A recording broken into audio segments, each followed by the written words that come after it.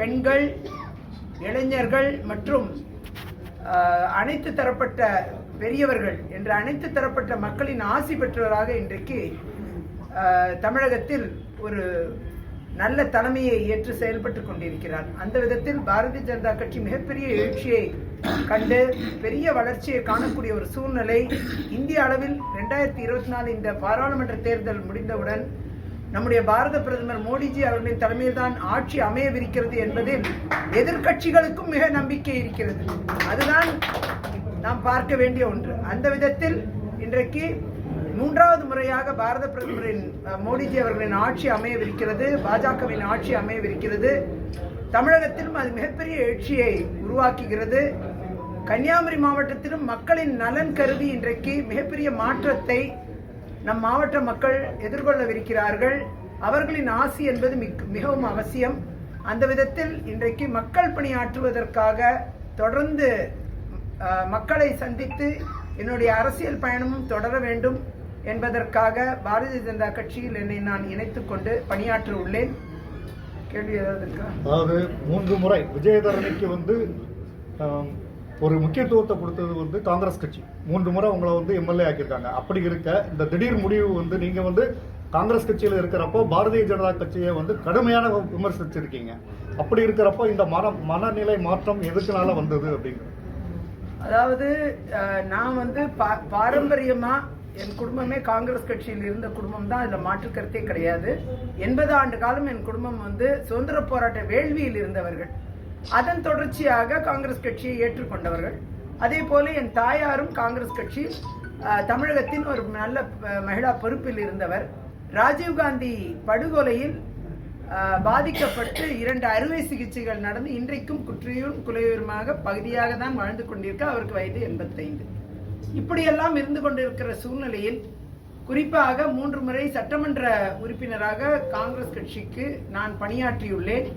மிகப்பெரிய கம்யூனிஸ்ட் கோட்டை என்று கூறக்கூடிய விளவங்கோடு தொகுதி 2011 நான் தொடர்ந்து பாராளுமன்ற உறுப்பினராக வேண்டும், உச்சநீதிமன்றத்தில் பணியாற்றுவதால் பாராளுமன்றத்திற்கு ஒரு பாராளுமன்ற உறுப்பினர் ஆக வேண்டும் என்ற ஆசையில் நான் காங்கிரஸ் கட்சியில் சீட்டு கேட்டிருக்கேன் பலமுறை. 1999 இருந்தேன். ஆனா ஒரு சட்டமன்ற உறுப்பினர் ஆவதற்கான ஒரு வாய்ப்பை காங்கிரஸ் கட்சி உருவாக்கியது. 2011 ஐயா கலைஞர் அவர்கள் வேண்டா வெறுப்பாக திமுகவும் ஜெயிக்காது, காங்கிரசும் ஜெயிக்காது, அது ஒரு கம்யூனிஸ்ட் கோட்டை என்று கூறி இந்த விளவங்கோடு சீட்டை 63வது சீட்டா கொடுத்தாங்க. அப்போ அந்த சீட்டு எனக்கு தரப்பட்டது. அங்கு போட்டியிட்டு காங்கிரஸ் கட்சியும் என்னுடைய பலத்திலும் தொடர்ந்து 3 முறை அங்கு வெற்றி பெற்று நிச்சயமாக என்னுடைய உழைப்பும் அதில் பன்மடங்கு இருக்கிறது. அந்த அளவில் 3 முறை சட்டமன்ற உறுப்பினராக இருந்து தலைமை பண்புகளோடு திகழ்ந்த எனக்கு சட்டமன்றத்தில் முதல் வரிசையிலிருந்து பின்வரிசைக்கு தள்ளுகிறார்கள். இதில் என்ன நியாயம் இருக்கிறது? ஒரு பெண் என்பதாலேயே இப்படிப்பட்ட நடவடிக்கையில் மேற்கொள்கிறார்கள் என்றால் காங்கிரசும் திமுகவும் இணைந்து செய்கிறார்கள். முன்வரிசையில் பெண்களே இருக்கக்கூடாது, அது ஆளுங்கட்சி தரப்பிலும் இருக்கக்கூடாது, எதிர்கட்சி தரப்பிலும் இருக்கக்கூடாது என்பதுதான் திமுக காங்கிரசின் நிலைப்பாடா இருக்கு. பெண்களுக்கென்று எந்த அங்கீகாரமும் தராத ஒரு சட்டசபை இதுதான் நடந்து கொண்டிருக்கிறது. அம்மையார் காலத்தில் ஃப்ரண்ட் லைன் லீடரா என்ன வச்சிருந்தாங்க, அக்கா பாலபாரதி அவர்கள் ஃப்ரண்ட் லைன் லீடரா இருந்தாங்க. இப்படி பெண்கள் முன்வரிசையில் இருந்து ஆட்சி பொறுப்பிலும் தங்கள் பங்களிப்பை தந்து, எதிர்கட்சி வரிசையிலும் ஆட்சியை உதவக்கூடிய பங்களிப்பை தந்து, விமர்சனங்களையும் செய்து மக்களுக்கான தளத்தில் பெண்கள் இருக்க வேண்டும் என்று அன்றைய தினம் 10 ஆண்டு கால ஆட்சியில் இருந்த அம்மையார் அவர்கள் அந்த வாய்ப்புகளை பெண்களுக்கு கொடுத்தார்கள். ஆனால் அதே போல தேசிய அளவில் பார்த்தீர்களானால் பாரத பிரதமர் மோடிஜி அவர்களின் முயற்சியின் காரணமாக பாஜகவின் வளர்ச்சி என்பது இன்றைக்கு பெண்களால் நடந்து கொண்டிருக்கிறது.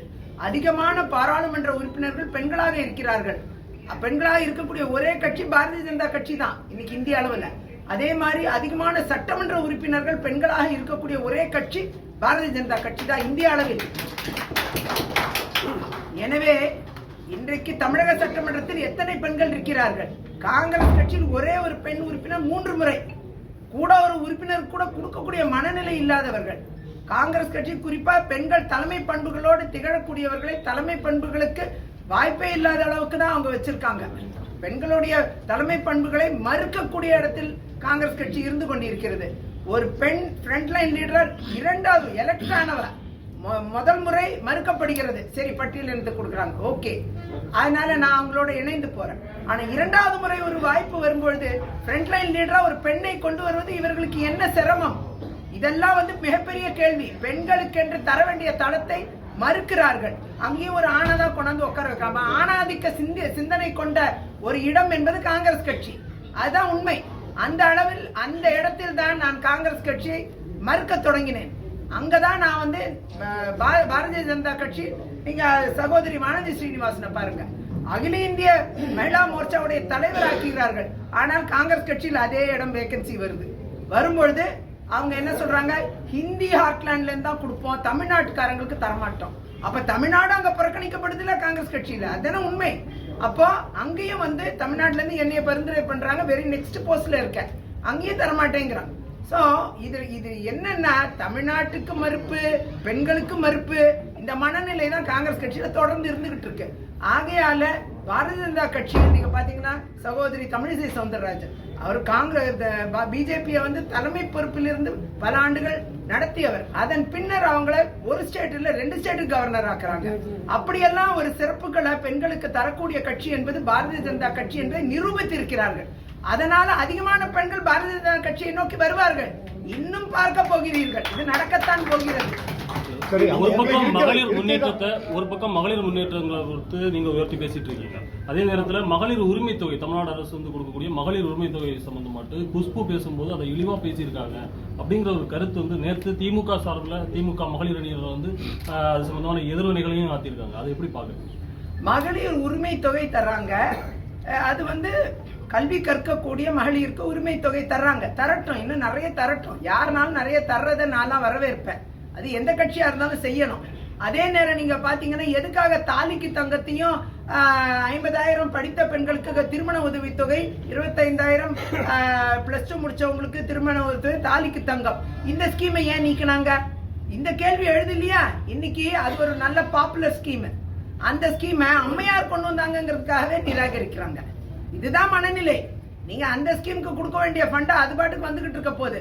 இது எல்லாமே தேசிய திட்டத்தின் வாயிலாக நிறைய நிதிகள் வந்துகிட்டு இருக்கு. அந்த நிதிகளும் மக்களுக்கு போய்கிட்டு இருக்கு. இன்னைக்கு விவசாய நலன் கருதி பாரத பிரதமர் மோடிஜி அவர்களுடைய சீரிய முயற்சியின் காரணமா இன்னைக்கு விவசாயிகளுக்கு வருஷத்துக்கு 6,000 ரூபாய் கொடுத்துட்டு இருக்காங்க. அதுல அதிகமா பலன் பெறுது பெண் விவசாயிகள். அததான் நீங்க பார்க்கணும். இன்னைக்கு சதவிகிதம் என்பது பெண் விவசாயிகள் ரெஜிஸ்டர் பண்ணவங்க தான் அதிகமா இருக்காங்க, குறிப்பா தமிழ்நாட்டிலையும் கூட. அப்படி பெண்களுக்கென்று பல்வேறு நியாயமான திட்டங்களை கொண்டு சேர்ப்பது பாரதிய ஜனதா கட்சி. அது மட்டுமல்ல, இந்த மகளிர் உரிமை தொகையா இருக்கட்டும், இன்னும் பல்வேறு திட்டங்களா இருக்கட்டும், பெண்களுக்கென்று எந்த திட்டம் வந்தாலும் அது நிராகரிக்க கூடாது. எல்லா கட்சிகளும் அதை ஒருங்கிணைந்து ஆதரிக்க வேண்டும். அந்த வகையில நான் கொடுக்கறத நீங்க பெண்கள் இன்னைக்கு ரொம்ப சிரமத்துல இருக்காங்க. டாஸ்மாக் கடைகளை வச்சு மதுபான கடைகளை வச்சுக்கிட்டு சம்பாதிக்கிறாங்க மாநில அரசு. ஆனால் என்ன நடக்குது? எல்லா பெண்களுக்கும் அது மிகப்பெரிய கொடுமையை அனுபவிச்சுட்டு இருக்காங்க, சிரமங்கள் இருக்கு. ஆனா அவங்களுக்கு ஆறுதலா நாம செய்ய வேண்டிய விஷயங்கள் பல விஷயங்கள் இருக்கு. அதை மத்திய அரசு சிறப்பட செய்துகிட்டு இருக்கு. மாநில அரசு தரக்கூடியது எதுவாக இருந்தாலும் அது பெண்களுக்கு போய் சேரட்டும், அதுல மாற்று கருத்து இல்லை.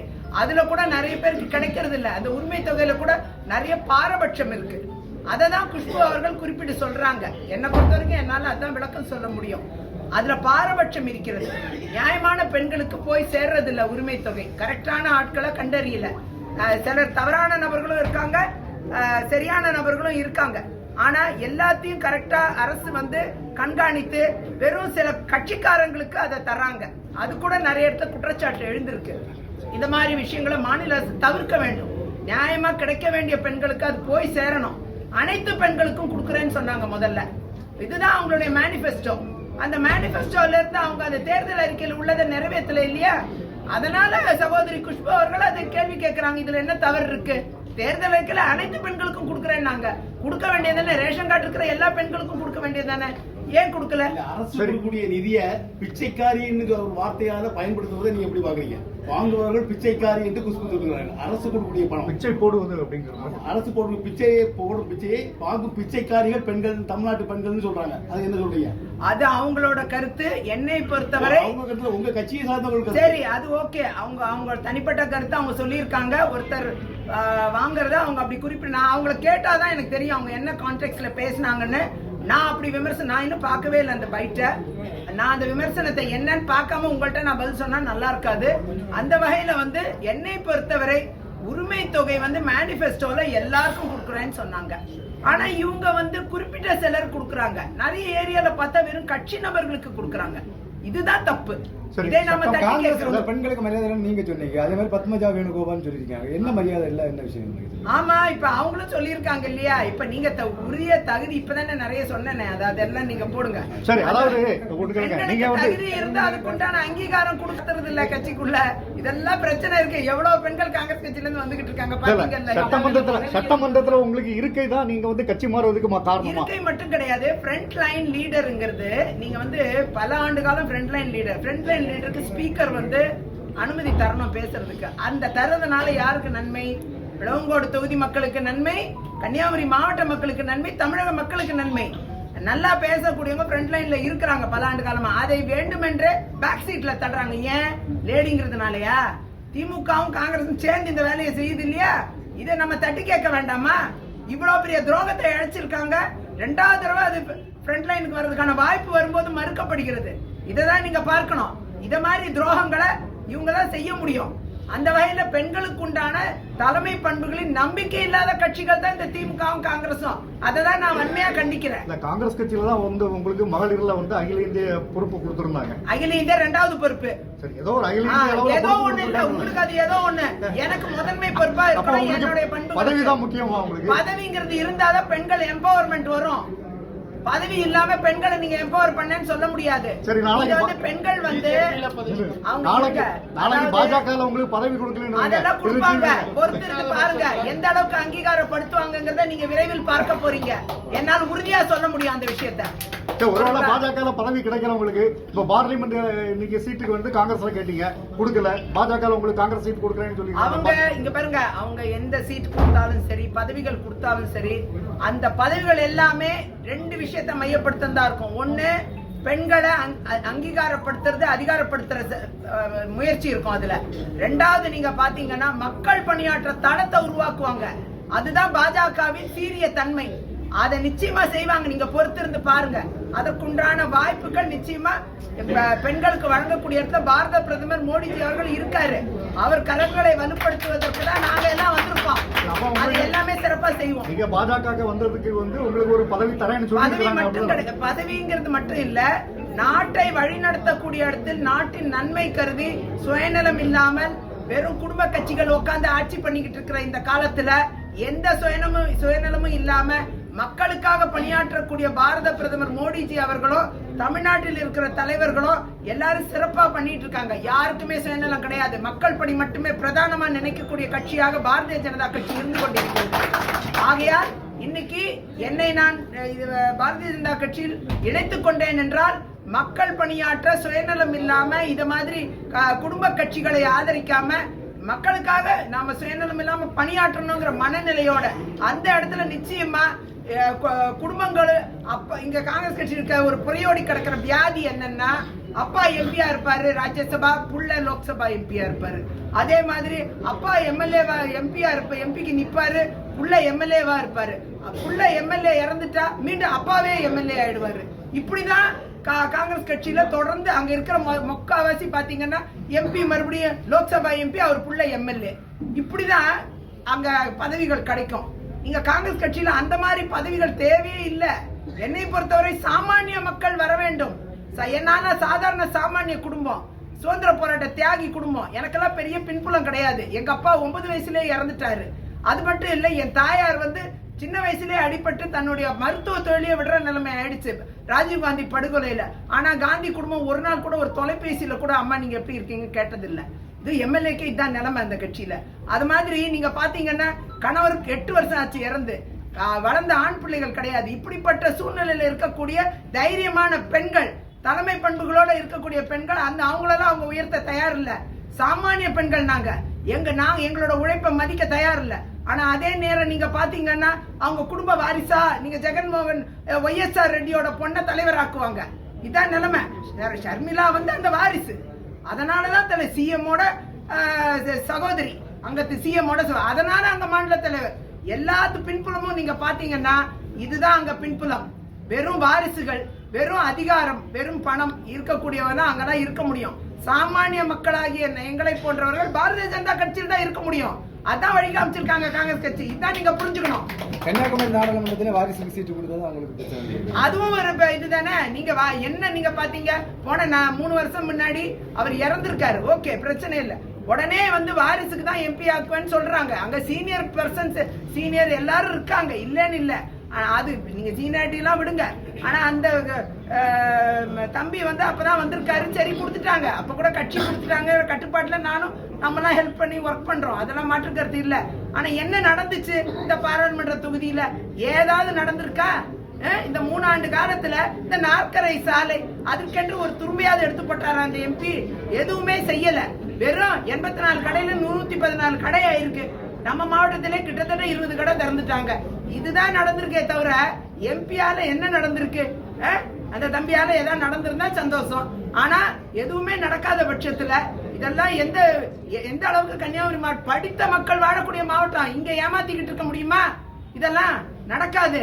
நிச்சயமா கற்றவர்கள் 95% இருக்கக்கூடிய கன்னியாகுமரி மாவட்டத்துல மக்களாகிய நாம தீர்க்கமான ஒரு பார்வையை நாம் வச்சிருக்கோம். அந்த அளவில் இன்னைக்கு எதுக்கும் பிரயோஜனம் இல்லாம ஒரு எம்பி வந்து ஒரு ஃபார்மாலிட்டிக்கு என்ன யூஸ்? அந்த அளவுல நீங்க வந்து எல்லாருமே சிந்திக்கணும்னு நான் நினைக்கிறேன். அந்த விஷயத்துல பாரத பிரதமர் அவர்கள் மீண்டும் ஆட்சிக்கு மோடிஜி அவர்கள் தான் வரப்போறாங்க. மத்தியில ஆட்சியாக அமைய போகுது. அப்படி இருக்கும்போது இங்க ஒருத்தர் நமக்கு அதுக்கேற்ற மாதிரி இங்க நம்ம பாராளுமன்ற தொகுதியில வந்தாதான் தமிழ்நாடு அந்த மாதிரி தான் இருக்கணும்.